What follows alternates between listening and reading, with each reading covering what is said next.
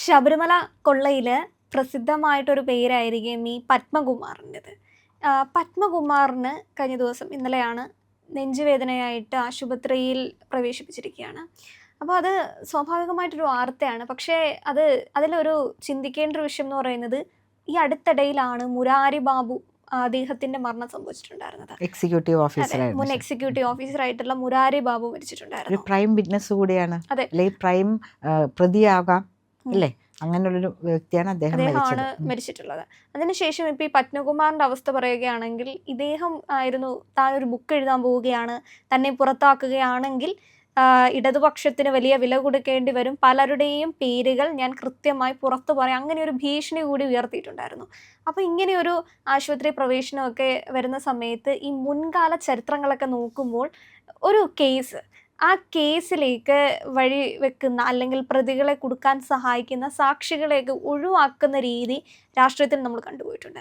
അപ്പോൾ അങ്ങനെയൊരു വഴിക്ക് ഇദ്ദേഹത്തിനും എന്തെങ്കിലും സംഭവിക്കുമോ എന്നുള്ള ഒരു സംശയം, എന്നൊരു ആശങ്ക പലരും മുൻപും പറഞ്ഞു കേട്ടിട്ടുണ്ട്. അതിൽ പറയുകയാണെങ്കിൽ CPM-ൻ്റെ ഒരു സ്ഥിരം ഇതാണ്. അതായത് അവർക്ക് എതിരെ സംസാരിക്കുന്ന ആളുകൾ അല്ലെങ്കിൽ അവർക്കെതിരെ സാക്ഷി പറയുന്ന ആളുകളെ എങ്ങനെയെങ്കിലും ഈ ഭൂമിയിൽ നിന്ന് പറഞ്ഞേക്കുക. പണ്ടൊക്കെ 1 2 3 എന്ന് പറഞ്ഞാക്കുമായിരുന്നു, അല്ലെങ്കിൽ കുലം കുത്തി എന്ന് പറഞ്ഞ് കളയുമായിരുന്നു, അല്ലെങ്കിൽ അപകടത്തിൽപ്പെട്ട് കൊല്ലുമായിരുന്നു. അങ്ങനെ ചെയ്യുന്നു. ഇപ്പോൾ അവരധികാരത്തിലില്ല. മാത്രമല്ല കേന്ദ്രം ഭരിക്കുന്നത് BJP ആണ്. കേരളത്തിലും അവർക്ക് യാതൊരു വിധത്തിൽ ഭരണവുമില്ല. അപ്പോൾ അവർക്ക് ഒരാളെ വേണ്ട എന്ന് തോന്നുകയാണെങ്കിൽ എന്ത് ചെയ്യാൻ പറ്റും? നമ്മൾ ശരിക്കും സംശയിക്കണം. ശ്രീ പത്മകുമാർ 3 മാസത്തോളം ജയിലിൽ തന്നെയായിരുന്നു. പിന്നെയാണ് സ്വാഭാവിക നീതി എന്നുള്ള നിലയിൽ കുറ്റപത്രം സമർപ്പിക്കാത്ത അവസ്ഥയിൽ അദ്ദേഹം പുറത്തേക്ക് ഇറങ്ങിയത്. സ്ലോ പോയ്സണിങ് എന്ന് പറയുന്നത് ഒരു വിദേശ രാജ്യങ്ങളിലൊക്കെ കൃത്യമായി നടപ്പാക്കുന്ന ഒരു കാര്യമാണ്. ആർക്കും കണ്ടുപിടിക്കാൻ പറ്റില്ല. അപ്പോൾ അങ്ങനെയുള്ള സാഹചര്യത്തിൽ ഇദ്ദേഹത്തിന് എന്തെങ്കിലും തരത്തിലുള്ള സ്ലോ പോയ്സണിങ് ഉള്ളിൽ ചെന്നിട്ടുണ്ടോ എന്ന് നമ്മൾ ഇപ്പോൾ അദ്ദേഹത്തിൻ്റെ കൂട്ടുകാരോടും അദ്ദേഹത്തിൻ്റെ കുടുംബത്തോടും പറയുകയാണ്. അതും കൂടെ ബ്ലഡിൽ ടെസ്റ്റ് ചെയ്യണം.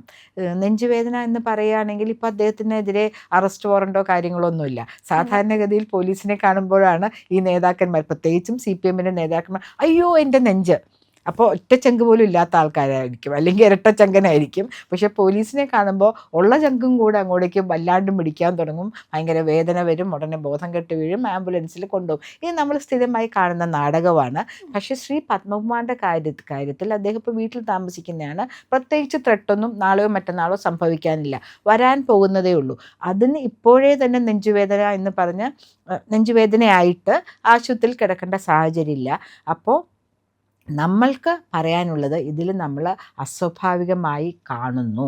കാരണം പാർട്ടിയോട് അദ്ദേഹം പറഞ്ഞു, ഞാൻ എഴുതാൻ പോകുന്ന പുസ്തകം പ്രസിദ്ധീകരിച്ചിട്ടില്ല ഇപ്പോഴും. പ്രസിദ്ധീകരിക്കുകയാണെങ്കിൽ പലരുടെയും മുഖം നഷ്ടപ്പെടും, പലരും മൂടുപടത്തിന് പുറകിൽ പോകേണ്ടി വരുമെന്ന് അദ്ദേഹം പറഞ്ഞു. അതുകൊണ്ട് തന്നെ പലരും വിചാരിച്ച പോലത്തെ ആക്ഷൻ പാർട്ടി അദ്ദേഹത്തിന് എതിരെ എടുത്തില്ല. അദ്ദേഹത്തിനെ ഒന്ന് മാറ്റി നിർത്തുക മാത്രമാണ് പാർട്ടി ചെയ്തത്. കാരണം മുഖം മിനുക്കൽ പരിപാടി അല്ലെങ്കിൽ മുഖം രക്ഷിക്കൽ എന്ന് പറയും.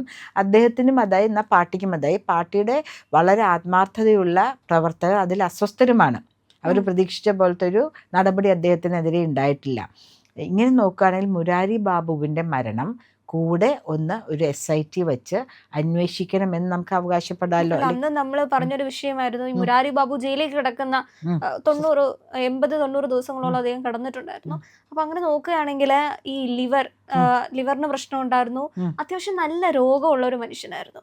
അപ്പോൾ ഒരു മരുന്ന് തന്നെ സ്കിപ്പ് ചെയ്ത് കഴിഞ്ഞാൽ, കഴിക്കാതെ പോയി കഴിഞ്ഞാൽ തന്നെ ഈ രോഗങ്ങൾക്കൊക്കെ മൂർച്ഛിക്കാനുള്ള ഒരു സാഹചര്യം മുന്നിൽ കാണുന്നുണ്ട്.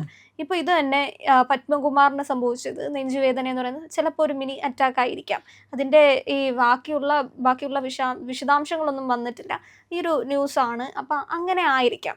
അതിൽ തന്നെ ഇപ്പോൾ മുൻപ് കാലത്തൊക്കെ ആണെങ്കിൽ പാർട്ടിക്ക് ഒരു ദോഷം വരുന്ന, അല്ലെങ്കിൽ ഇപ്പോൾ സുധാകരൻ വന്നു, അതുപോലെ തന്നെ കുഞ്ഞികൃഷ്ണൻ വന്നു, TK ഗോവിന്ദൻ വന്നു, ഒരു 10 വർഷം, ഒരു 10-20 വർഷം പിന്നിലോട്ടൊക്കെ ആണെങ്കിൽ ഇങ്ങനത്തെ ആൾക്കാരൊക്കെ വന്നു കഴിഞ്ഞാൽ ഈ മണിയാശാന്റെ ഒക്കെ ഭാഷ പോലെ തന്നെ അങ്ങ് കൊന്നു തള്ളുന്ന ഒരു അതെ. ശീലം ഉണ്ടായിരുന്നു. അതെ. ഇപ്പോ ഭരണം മാറി, എല്ലാം കാലം മാറിയതനുസരിച്ച് അങ്ങനെ ചെയ്യാനും പറ്റില്ല. അതുകൊണ്ടൊക്കെ തന്നെയാണ് ഇവരെപ്പോഴും ഈ ഒരു നിയമസഭാ സീറ്റിലൊക്കെ ഇരിക്കുന്നത് പോലും.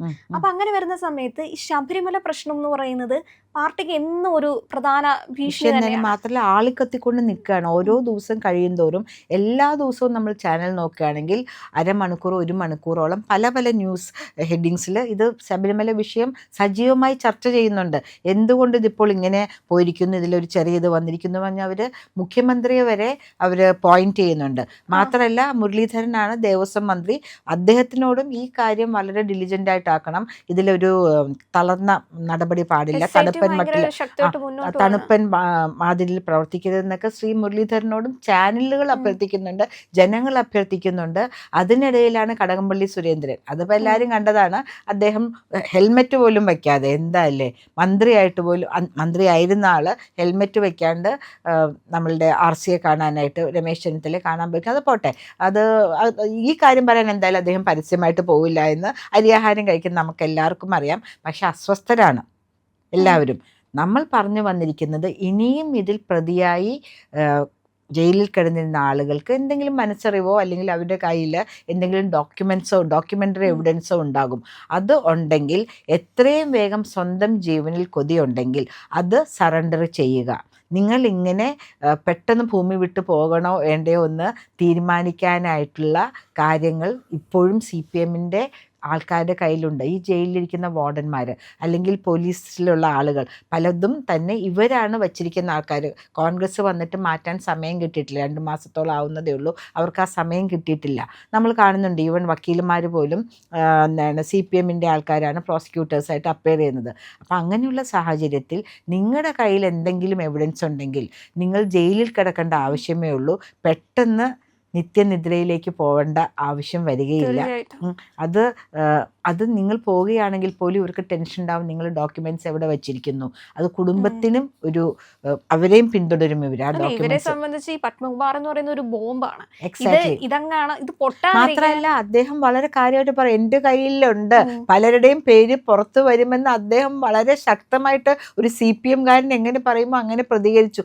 ആ പ്രതികരിച്ച സമയത്ത് അദ്ദേഹം ഓർത്തിട്ടുണ്ടാവില്ല, കുലം കുത്തി എന്ന് പറഞ്ഞ് TP ചന്ദ്രശേഖരനെ 51ാമത്തെ വയസ്സിൻ്റെ അന്നാണ് അത്രയും വിട്ടുകൊടുത്ത് പരലോകത്തേക്ക് അയച്ചത്. അതുപോലൊരു അവസ്ഥയാണ് തന്നെയും കാത്തിരിക്കുന്നതെന്ന് അദ്ദേഹം ഓർത്തിട്ടുണ്ടാവില്ല. പക്ഷേ ഈ സാഹചര്യത്തിൽ ആശുപത്രിയിൽ കിടക്കുന്നുണ്ടെങ്കിൽ ആശുപത്രിയിൽ കിടക്കുന്ന സമയത്ത് നല്ല ശക്തമായ പോലീസ് കാവൽ വേണം. ആര് വരുന്നു, എന്ത് ചെയ്യും, നമ്മൾ സിനിമകളിലൊക്കെ കണ്ടിട്ടുണ്ട്, ഈ അറ്റൻഡർമാരും നഴ്സുമാരൊക്കെ ഒന്ന് മരുന്ന് മാറിക്കൊടുക്കുക, അല്ലെങ്കിൽ ഇഞ്ചക്ഷൻ മാറിക്കൊടുക്കുക, അല്ലെങ്കിൽ അദ്ദേഹത്തിൻ്റെ ജീവൻ നിലനിർത്തുന്ന സഹായങ്ങൾ മാറ്റുക, ഓക്സിജൻ മാസ്ക് മാറ്റുക, അങ്ങനെയുള്ള കാര്യങ്ങളും കൂടെ കുടുംബം ശക്തമായിട്ടും ഉണ്ടാവണം. ഒരാൾ എപ്പോഴും അവരോടൊപ്പം ഉണ്ടാവണം.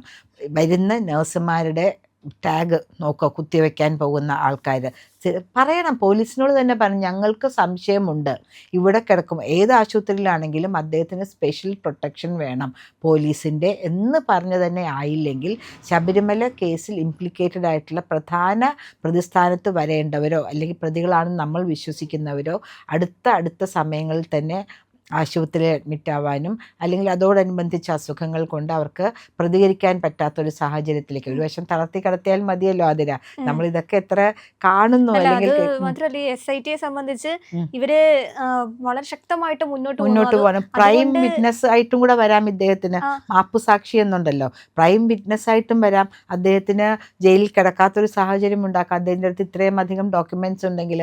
അപ്പം നമ്മൾ പറയുന്നത്, അതായത് നമ്മുടെ രമേശ് ചെന്നിത്തലയോടും പറയുന്നതും ദേവസ്വം മിനിസ്റ്ററായിട്ടുള്ള ശ്രീ മുരളീധരനോടും പറയുന്നത് പത്മകുമാറിന് സ്പെഷ്യൽ പ്രൊട്ടക്ഷൻ ഏർപ്പെടുത്തുക. അദ്ദേഹം വളരെ വളരെ പ്രധാനപ്പെട്ട ഒരു സാക്ഷി കൂടെയാണ്, പ്രതി മാത്രമല്ല സാക്ഷിയും കൂടെയാണ്. അപ്പം അതിന് കേരള സമൂഹത്തിന് അല്ലെങ്കിൽ ശബരിമല കാര്യത്തിൽ കൃത്യമായ അന്വേഷണം വേണമെന്ന് ആഗ്രഹിക്കുന്ന കേരള സമൂഹത്തിൻ്റെ മുന്നിൽ ഇപ്പോൾ ഒരു പ്രധാനപ്പെട്ട വ്യക്തിയാണ് പത്മകുമാർ. അത് നിങ്ങൾ ശ്രദ്ധിക്കണമെന്ന് തന്നെയാണ് പറയുന്നത്. മാത്രമല്ല വീട്ടിൽ താമസിക്കുന്ന ഈ ശബരിമല കേസിൽ ഇംപ്ലിക്കേറ്റഡ് ആയിട്ടുള്ള ആളുകളെല്ലാവരും തന്നെ കുറച്ച് ശ്രദ്ധയോടുകൂടി ജീവിക്കുക പുറത്തേക്ക് ഇറങ്ങുമ്പോൾ. എന്തെങ്കിലും തരത്തിലൊരു ആക്സിഡൻറ്റോ അങ്ങനെയൊന്നും വരാണ്ടിരിക്കാൻ ശ്രദ്ധിക്കുക. എപ്പോഴും ആരെങ്കിലും കൂടെ ഉണ്ടാവണമെന്ന് കൂടെ വെച്ചിരിക്കുക. വീട്ടിലാണെങ്കിൽ തന്നെ ഒരു ക്യാമറ എന്തെങ്കിലും സ്ഥാപിക്കാൻ പറ്റുമെങ്കിൽ സ്ഥാപിക്കുക. കാരണം ഞങ്ങൾ പറയുന്നത് നിങ്ങളുടെ കൂടെ ജീവൻ സുരക്ഷിതമായിട്ടിരിക്കാൻ വേണ്ടിയിട്ടാണ്. നിങ്ങൾ സുരക്ഷിതരായിട്ട്, മനുഷ്യരാണ് നമ്മളെല്ലാവരും അല്ലേ അതിര. അപ്പം അതുകൊണ്ട് ശബരിമല അയ്യപ്പൻ നിങ്ങളെ കാത്തു രക്ഷിക്കും. നിങ്ങൾ ഭഗവാനെതിരായിട്ടുള്ള എന്തെങ്കിലും കാര്യങ്ങൾ ചെയ്തിട്ടുണ്ടെങ്കിൽ അത് SITയുടെ മുമ്പിൽ തുറന്ന് പറയുക. പ്രിയപ്പെട്ട പ്രേക്ഷകരെ, ഞങ്ങൾ ഇന്ത്യ ലൈവ് പതിവ് പോലെ നമ്മൾ പറയുകയാണ്, മാധ്യമങ്ങളിൽ വരാത്ത, മറ്റു മാധ്യമങ്ങൾ പറയാത്ത വാർത്തകളാണ് നിങ്ങളുടെ മുന്നിലേക്ക് കൊണ്ടുവരുന്നത്. ഇത് പറയാൻ ഞങ്ങൾക്ക് പ്രേരണയും ശക്തിയും നിങ്ങളാണ്. നിങ്ങൾ ഞങ്ങളുടെ കൂടെ ഉണ്ടാവണം. ഞങ്ങളുടെ ചാനൽ സബ്സ്ക്രൈബ് ചെയ്യണം. നമുക്കൊരു ചാനൽ കൂടിയുണ്ട്, C4N, C4N മലയാളം. നമ്മൾ ഈ തെരഞ്ഞെടുപ്പൊക്കെ ആയതുകൊണ്ട് കൂടുതൽ വാർത്തകൾ നമ്മുടെ ഈ പ്ലാറ്റ്ഫോമിൽ തന്നെ കൊടുക്കാൻ കഴിയാത്തതുകൊണ്ടാണ് C4Nൽ പുതിയ വാർത്തകൾ കൊടുക്കുന്നത്. അപ്പോൾ ആ ചാനലും കൂടി ഒന്ന് സബ്സ്ക്രൈബ് ചെയ്യണം. ഇന്ത്യ ലൈവ് ഉറപ്പായിട്ടും ചെയ്യണം. C4N കൂടെ, C4N, C എന്ന് പറഞ്ഞാൽ ക്രെഡിബിൾ, ഫോർ എൻ നേഷൻ, രാജ്യം. നമ്മുടെ രാജ്യത്തിന് വേണ്ടിയാണ്. രാജ്യം വിട്ട് ഒരു കാര്യവും ഇന്ത്യ ലൈവിനില്ല. അതുകൊണ്ട് ഞങ്ങളുടെ കൂടെ ഉണ്ടാവണം എന്നുകൂടി അഭ്യർത്ഥിക്കുന്നു.